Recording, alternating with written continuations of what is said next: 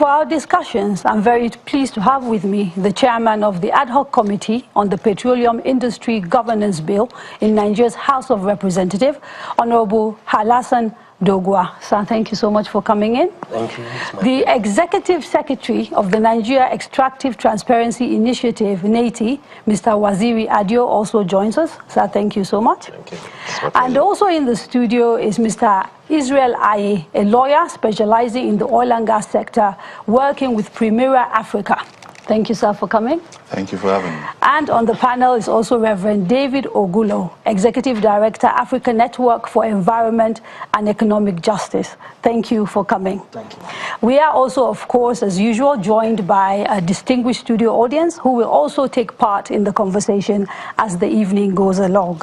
Now, let me start with you, Honorable Doguwa. I want to try and understand the PIGB, because we heard in that report some of the sort of major changes that the passage of the bill or the assent by the president would mean. Can you try and explain it to us, kind of break it down for us?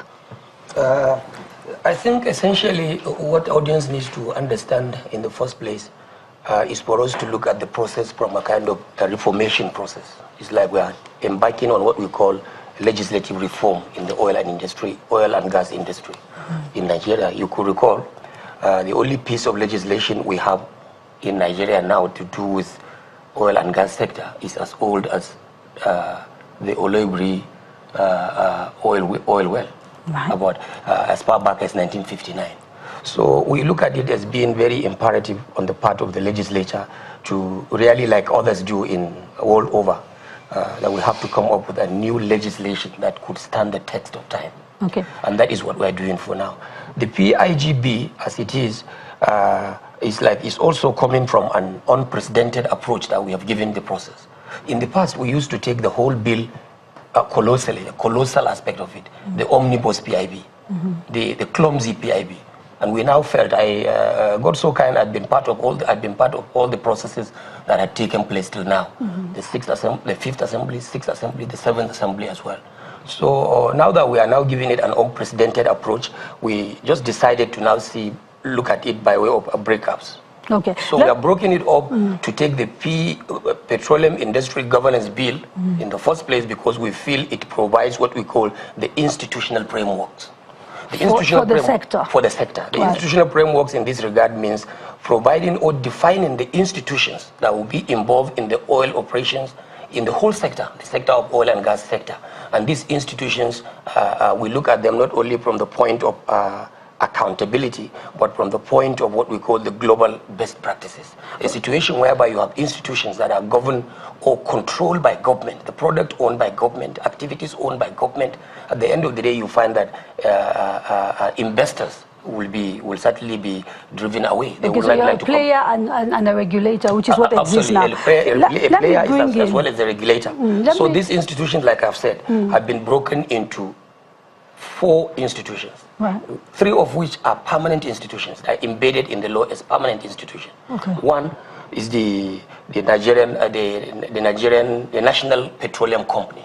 Right. Second is the National Petroleum Asset Management Company, the Nigerian Liability Management Company, and the last one being the Nigerian Petroleum Equalization Fund, which is a trust. Okay. So these are the institutions that we feel are permanent. The last one being temporary because it will only oversee the issues to do with what you call liabilities, which is the Nigerian Petroleum Liability Management Company. Okay, I really need to stop you here because I want to bring in Mr. Waziri Adio.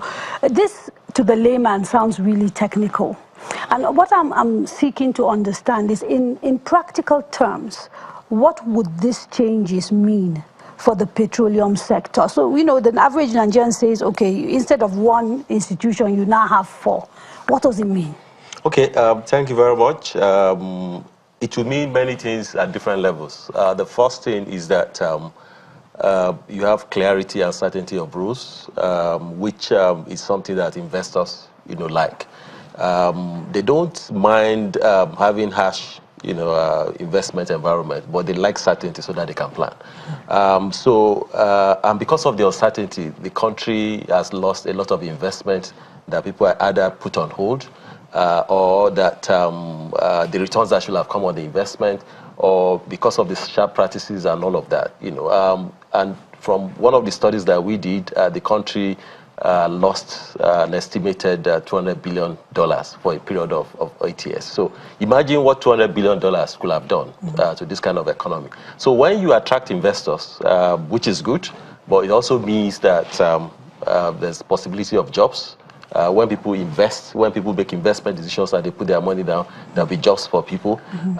Also, the sector can grow, and there will also be more revenue for the country, especially when you look at the way the sector will be managed in terms of the regulatory, separating the regulator from the operator, and having an operator that will be run on a commercial basis. Okay, let me bring in Mr. Aye, who's a bit of a specialist. If today the president does what many advocates want him to do, and he signs this bill into law, immediately, what are we going to see that is different about how we run the sector? Are we going to see NNPC collapsed immediately? What will happen?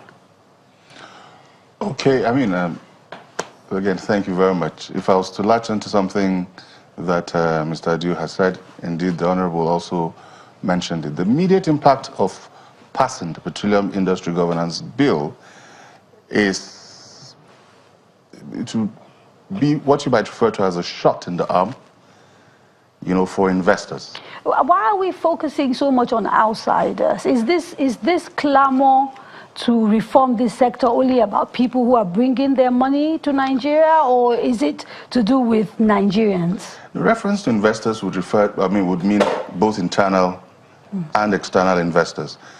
One of the paradigms that informs this, certainly from our point of view, is that investors can model risk, but they can't model uncertainty. And the moment you indicated you were going to change the legal framework and the fiscal framework of the petroleum industry, you sent that notice out to the investing community that the existing framework was on its way out. And so what you have seen across the last 8 to 10 years predominantly will be maintenance activities.